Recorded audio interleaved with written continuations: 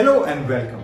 My name is Manu Balachandran and you're watching me on Capital Ideas, Forbes India's latest podcast series where we talk to business leaders, entrepreneurs and CEOs on their insights into the world of business, the Indian economy, what it takes to be successful, facing challenges and failures along the way. We hope you enjoy these conversations as much as we did when we spoke to them. We are also available across podcast platforms including Spotify, Apple Podcasts and Google Podcasts. Let's go speak to them.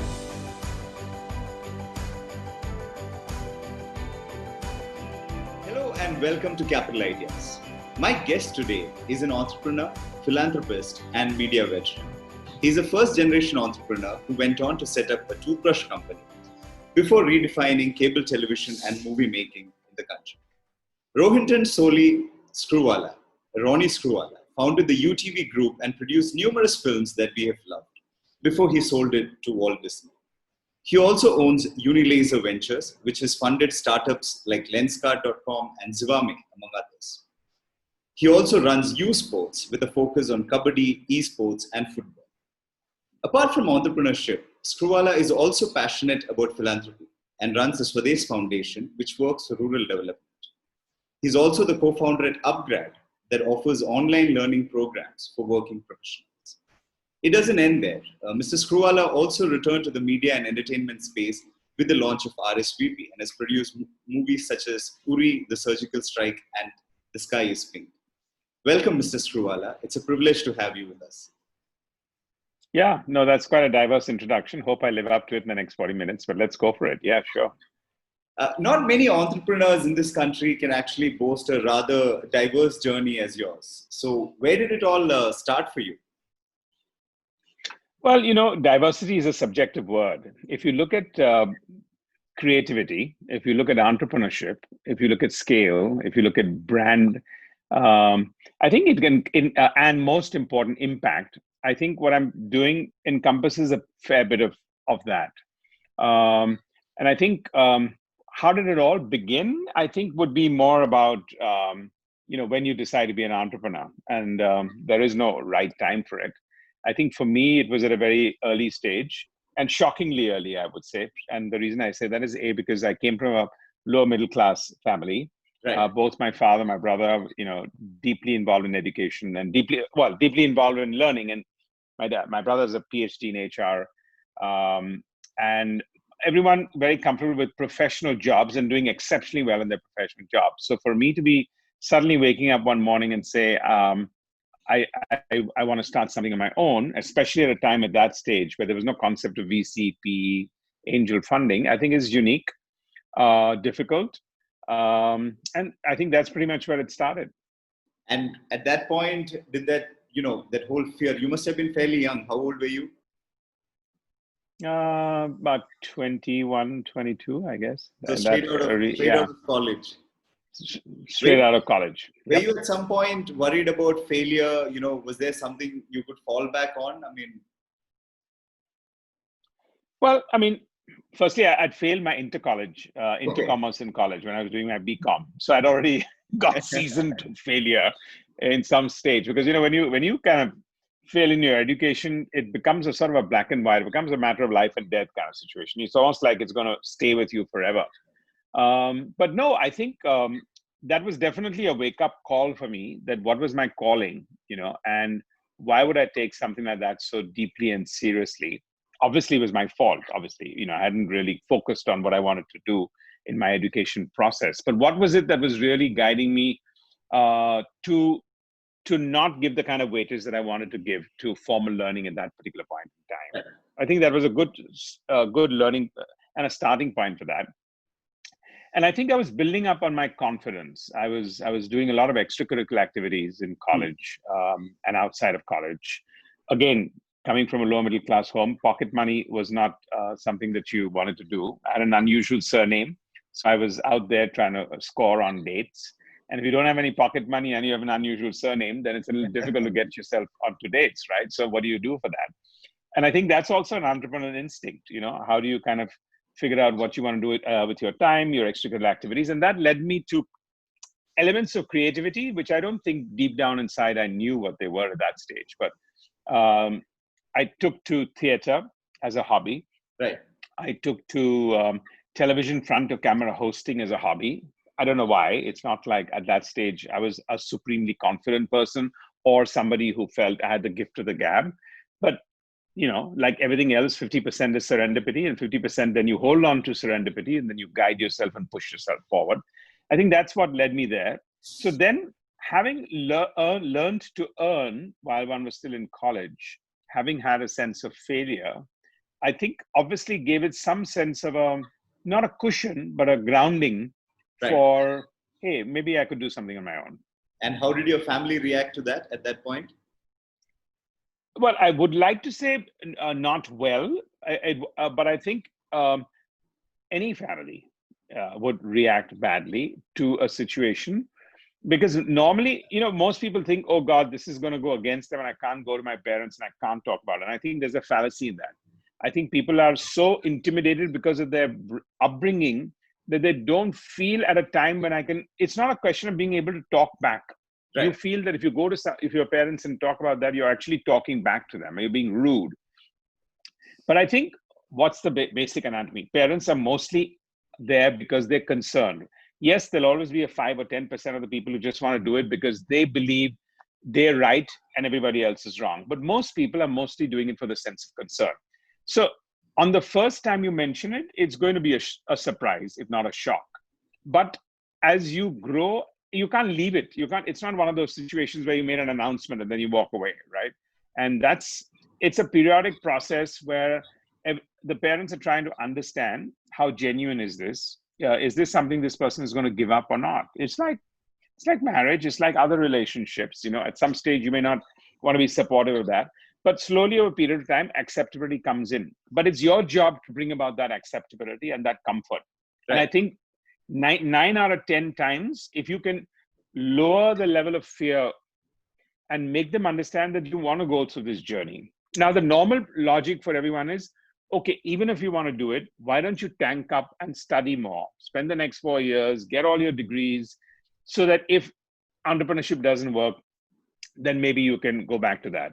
Right. Now, that is the tougher part, because if you've decided at that early stage to do it, which is normally when it does happen, the probability of you wanting to invest 4 years for a plan B is 0. And the fact of the matter is that if you are going to invest 4 years in a plan B, you're probably not going to be an entrepreneur. Okay. So I think, I think that's something one needs to face up, because if an entrepreneur doesn't start planning plan Bs, they want to stay focused on plan As. They have to stand focused on plan As. Plan Bs are for business management schools, where they teach you, if not this, then what? And it's nice on paper to have a plan B, but in real life, plan Bs are very distracting. So that's pretty much it. I was quite clear that the challenge for me was not to just tell them that that's what I wanted to do and start on something of my own. I think the challenge was to convince them that I was doing this without tanking up. Right. Without going past an undergrad degree on BCom, which means not much in today's world, or didn't mean much in that world either, that would ensure me to get back a job, because that would mean that in 2 years, if I fail, which I definitely would, like everybody will, I'll go running to a job, versus saying, no, I don't have a choice. Job is not my option. Go back to the same reason why I wanted to be an entrepreneur in the first place and go forward. Absolutely. And that is when you forayed into toothbrush making. That was the first venture you had. Well, I think just to sort of say that, I think when I wanted to be an entrepreneur and when I wanted to not tank up and have a plan B, the one thing I was not clear was what I wanted to do. Right. Which is the third alarming factor for your environment and your family environment. 1, you're saying you want to branch on your own. 2, you don't want to tank up and have a degree and a plan B. And then 3, you don't even know what you want to do.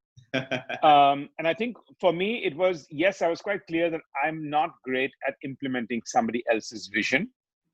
So therefore, I don't think this is an environment for me to be in. And that's how it pretty much started. So I think the element of what I wanted to do evolved over a certain period of time. And I think when you start at that young age, it's a combination of an idea or opportunities that come your way. So I think the first part was really cable TV. Cable TV and toothbrushes started concurrently, but I would say first it was cable TV and then toothbrushes. Okay. Toothbrushes was opportunistic. Cable TV just made sense. It was a unique idea. And if at that stage anyone had told me it was a really good idea, for the next 1 year, we couldn't sell a single cable connection to anyone. So Right. and during that 1 year, everyone told us this is an absolute disaster. See, you don't have a plan B and you're going to fail. And we did. But you see, the point is, if I stopped at 9 months, I would have been a failure. But if I didn't stop at 1 year and I finally got my first connection, then I'm not a failure. Now, that's the difference. So, how do you define failure? How do you analyze failure? How do people look at failure in saying, I got the timing wrong, I got the plan wrong? It's about staying it, because you can convert your failure into some sense of success. And that can be pretty much where you feel, I'm a non-starter, I'm not getting into business, or I'm going bankrupt. And people say it's easy to say. Right. But yes, I've seen a lot of people coming back from bankruptcy and bouncing back. I've seen, people go back to the abyss of their life and then they bounce back. So how did you spend that, that period when you were not getting any connection at all? It must have been a really tough period for you, especially after. Yeah. And that's when you get really kicked around.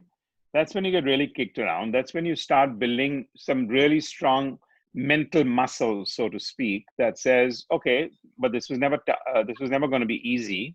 And then you keep going as far as that is concerned. And I think every time the door got slammed on us, and not symbolically, but actually physically, because we were selling cable TV, right? So we're going from door to door to sell it. So every time the door got slammed on us, I think it invigorates you. It gets you say, all right, but now why would anyone who's sitting there with a single TV in the home without a remote, because that's how TVs were manufactured at that stage, not want a second cable connection? After all, you've got a TV in your house for entertainment.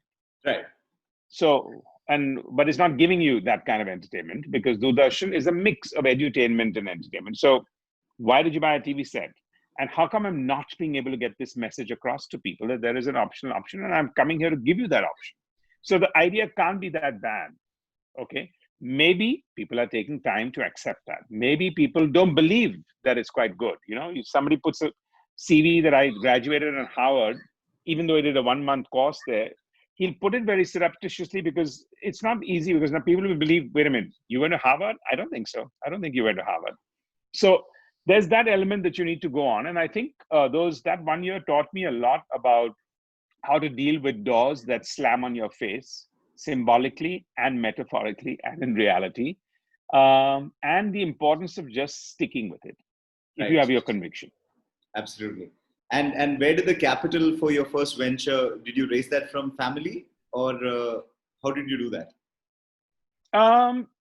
Well, no, I think it just came about. I think, when you're starting up with low capital at that particular point in time, it is more about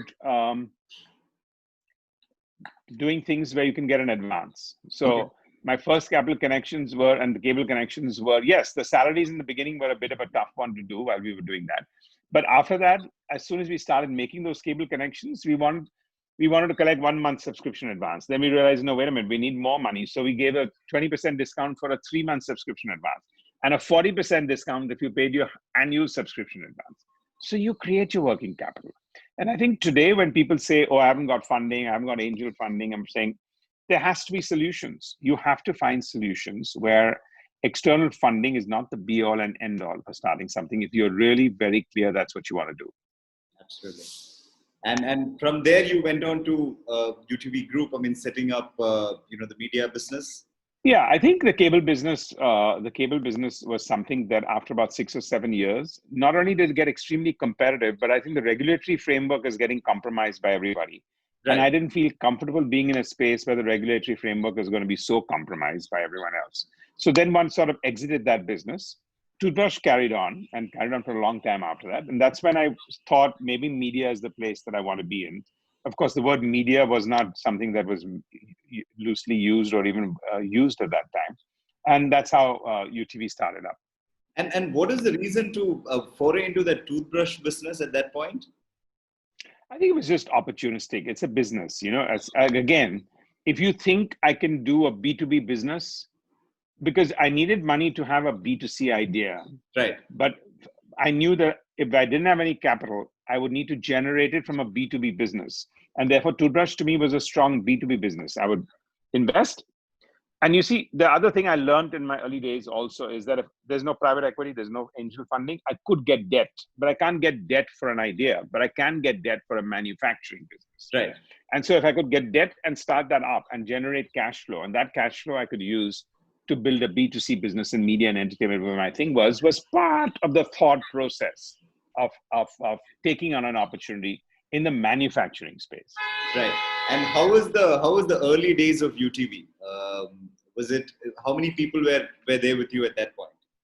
I think, we had two co-founders.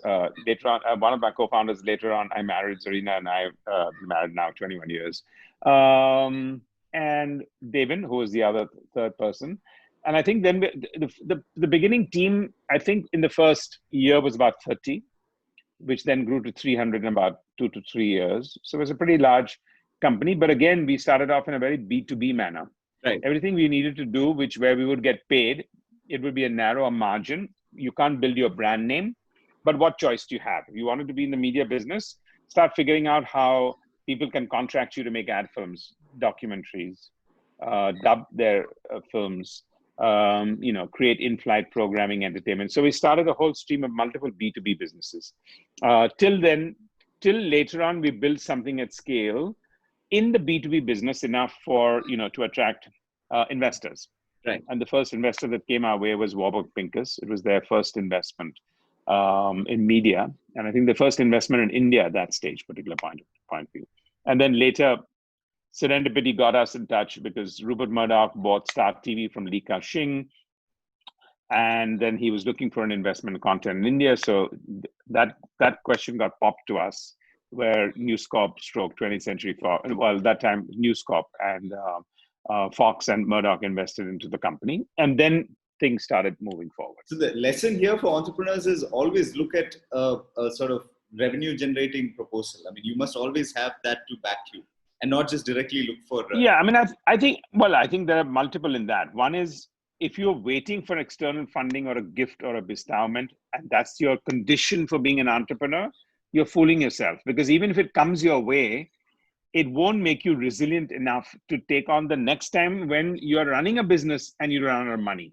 Right. But when you do that the very first time, you're grounded. Then because, and I've said this before also, I mean, the problem of failure is the fear of failure. And the point is that if you're normally, most people don't get to failure because the fear takes over first. So most people are so fearful of the failure that they don't get to the failure. And the good part about failure is that after that, there is no fear. So there's fear, and then there's failure, and then there's no fear. So it's not one of those situations where, every time you fail, your fear component or your composition of your fear goes down. And then it's not there.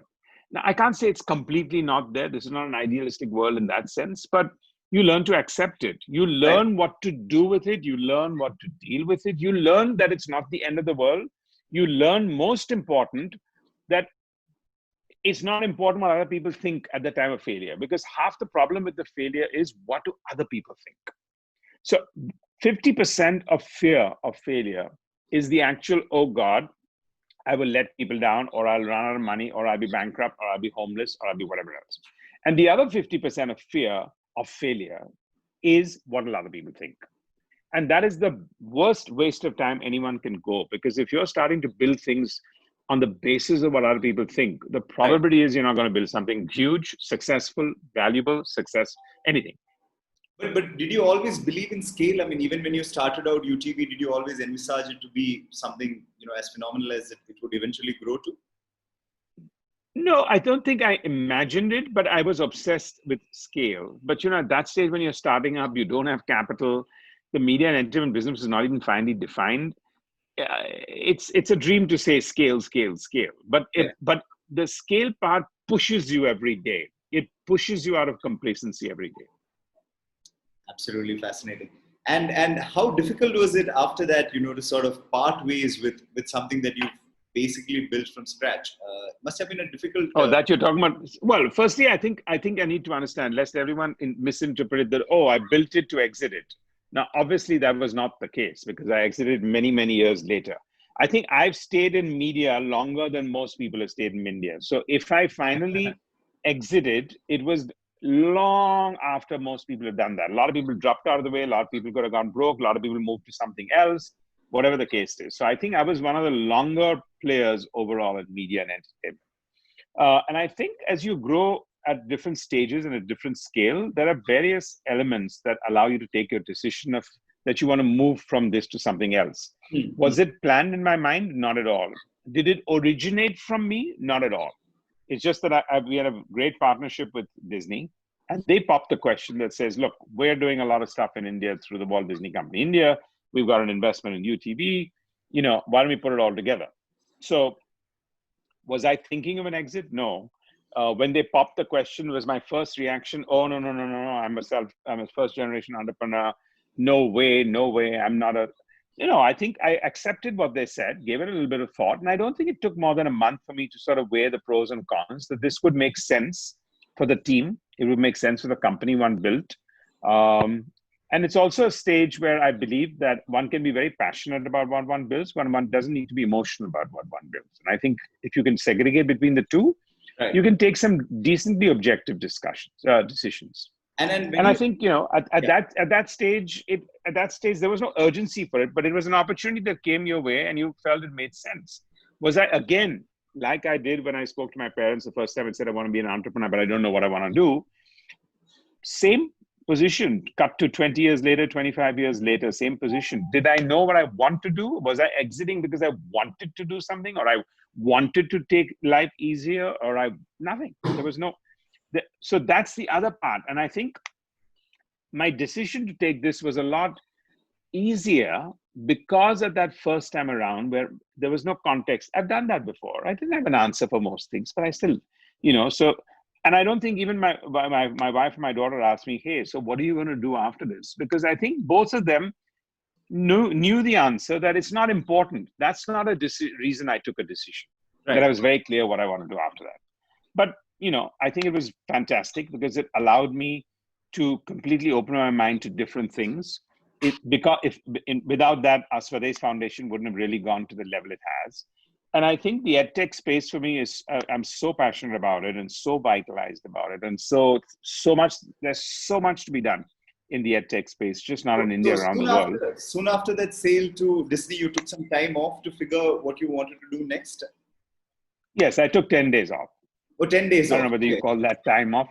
Okay. I don't know whether you can call that 10 days off, but no, I think we went out for Christmas and New Year. But that was about the first longest breaks I've ever taken. We went to New Zealand, and maybe there was to do with that because, when there's nothing but calm and peace, when there's nothing where you don't see anyone for 2 or 3 miles at a stretch, Absolutely. And all you hear is water, and all you see is water trickling around you everywhere. Whenever the world runs out of water, get to New Zealand. No, but on a more serious note, I think the introspection at that stage subconsciously was, I'm a doer and I need to figure out what I want to do, and at various cross sections. What did we want to do with our not-for-profit? What I wanted to do, what did I want to roll up my sleeves and start doing the same kind of, hard work, risk-taking, etc. And the simple answer was yes. The answer was yes. And you were working, this was the longest break that you had taken. So you must have been working, 20 hours a day before?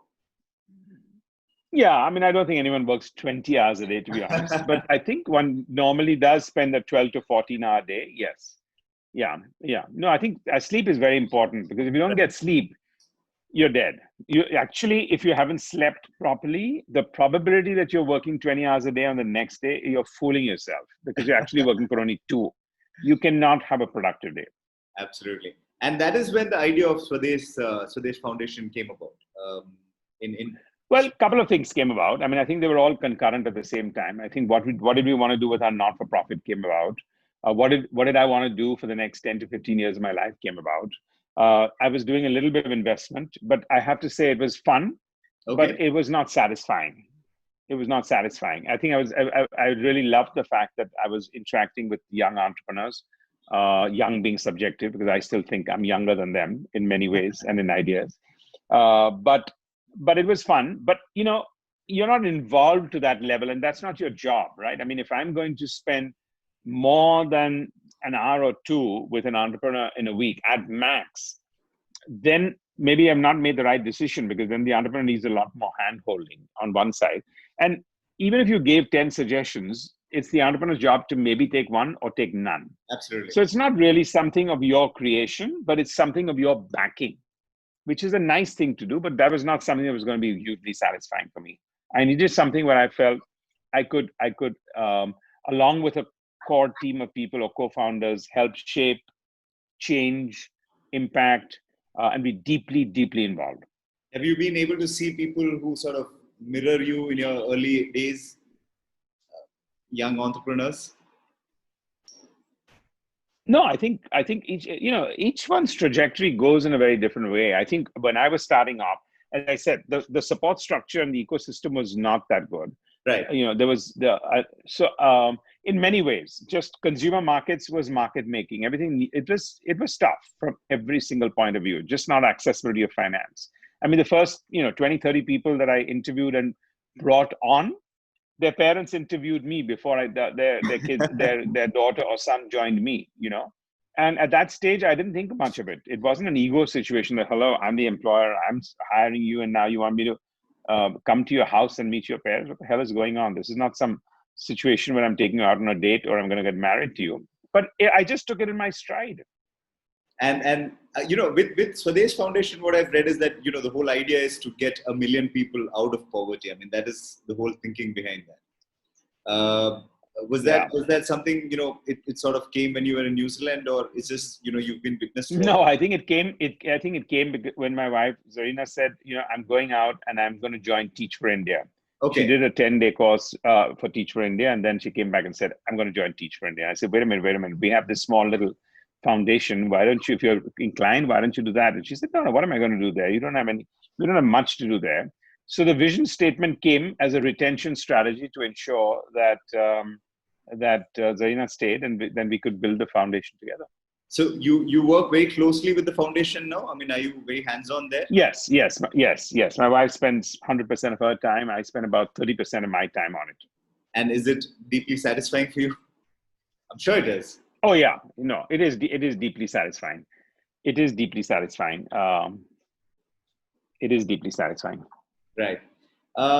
And then when we come to you sports, you've also ventured into Kabaddi there.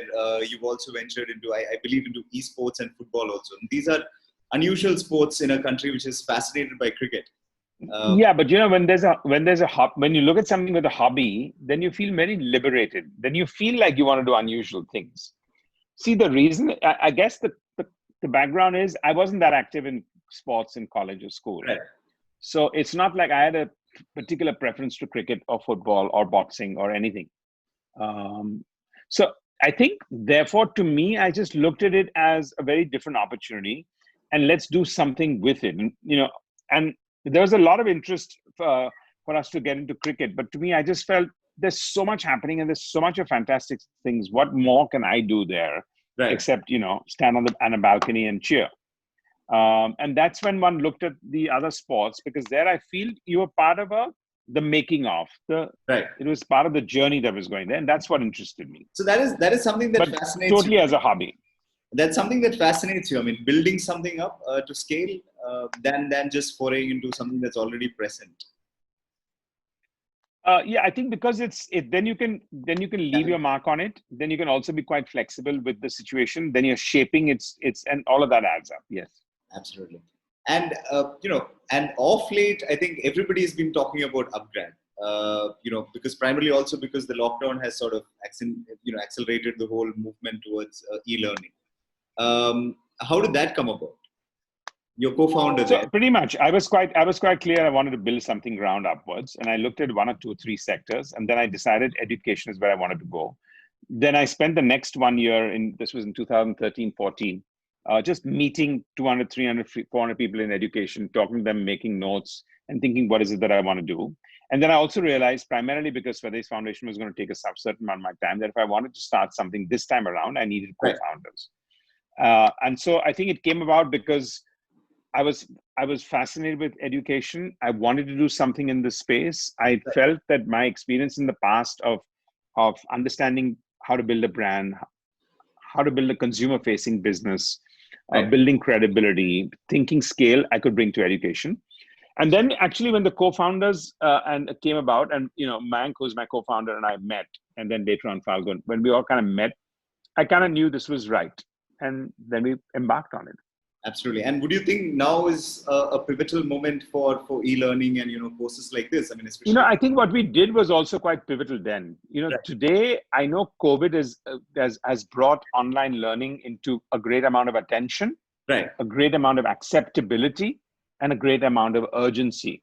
But let's be very clear. Today, what people are looking at online learning, online education, is more remote learning, which is not online education. So I think what we've done in the last 4 years at upGrad is invested in the platform, invested in the technology, invested in all of those. Those are the ones that really make the difference. Versus today, I think most people look at online learning is, put yourself in front of a camera, get onto a Zoom and give a lecture. So that's remote learning. That won't last forever. That will last during the COVID period or whatever else. But online education is about deep learning. It is about asynchronous learning. It is about, a very strong level of engagement. And I think that's what upGrad is really invested on from what we're doing. So I think today in the higher education space, I see a lot of tailwind. I think what we would have done in the next 4 years, I'm pretty sure we can do in the next 18 months because acceptability for online has come about. Otherwise, we'd have had to go uphill trying to market that concept. But other than that, there's a lot of work to be done. And when it comes to when it comes to the media industry, the whole rise of OTTs actually during this COVID time, that's also quite fascinating. So has the whole industry changed, when we come out of the situation? Well, I don't know. I think the media industry, to be honest, and I'm part of it, but sometimes I can get quite self-critical about it also, is the level of open-mindedness for change is very low. Right. And, I think we all live in a very complacent manner, and precedence and, this is how it got done, so we should do it, just stays along for too long. I mean, media could have been at least a 10x in size than what it has been today. And I think that's because nobody's pushed the envelope. We haven't really been able to find the right way to make the commerce work. Even broadcasting, which is the bulk of media, it's been so advertising dependent. And to make an industry like media, which can be India's soft power to the world, dependent on advertising, means the tail is wagging the dog. Now, with all of this, it's still a phenomenal brand. It's a great opportunity in a business. I know people follow it. Cricket and Bollywood, as everyone keeps saying, is really what everyone kind of follows. But yeah, I think it's mixed feelings from where I'm concerned, where there's so much that could have been done, and there's so much that should be done. But that level of entrepreneurship and the ideas and the craziness that people have in what they're doing in so many other spaces, what we're doing in ed tech, what's happening in health tech, what happened in e-commerce, what happened in just, I'm saying, waste management or whatever else. It's just not there in media and entertainment. And that risk-taking ability for a sector that is embedded by taking risks, I don't think there's that kind of risk. Very few people have taken that. So I think for me, coming back with RSPP is really, again, it's as much of a hobby as the sport part. But would you be push the the envelope now at this stage? Yes, but I can do that because I can say no to 99 things and yes to one. It's not a business, so I don't have to do.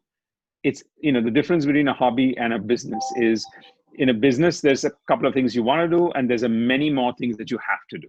And I think in a hobby, it's what you have, when you do only what you want to do. And I think that allows a lot more for me to be able to be flexible and say no more often than yes. That's it. Now, I just want to know a last question. What would be your advice to young entrepreneurs who are starting out now? Yeah, I think there is never a good time or a bad time. Let's not get worried about it. Yes, today I think it's a tough period because, everyone's reeling from the fact that you're fixing supply and you're fixing demand. But if you are really convinced, self-conviction is going to be the most important one, really. Two, as I said, to me, my best experiences, don't have a plan B, because then 99% of the time, you'll gravitate to plan B. Stay with your plan A. That doesn't mean just stick with that same plan A that you wrote on day one. Broaden your plan A, mature your plan A, do whatever you want to, but focus on it so much that every day there's something new about plan A versus a new plan B. And that, remember, that glass ceilings are to be broken. That's why they're glass. They're not concrete ceilings. So every time you hit the glass ceiling, the big challenge for you will be, are you going to, let some blood ooze and put your wrist through it and bleed a bit and break the glass ceiling? Or you're going to feel, oh, I need to work sideways and go on and then diversify or do other things that may not take you anywhere else. And lastly, just stay with it. You can't time success. You can't time failure. Absolutely. On that note, thank you, Mr. Screwvala, for joining us on Capital. Thank you. It was a fabulous discussion, and we thank you for taking time out of your business. Lovely. Thank you. I hope this connected with some people. Thank you. Yes. Thank you. Thank you.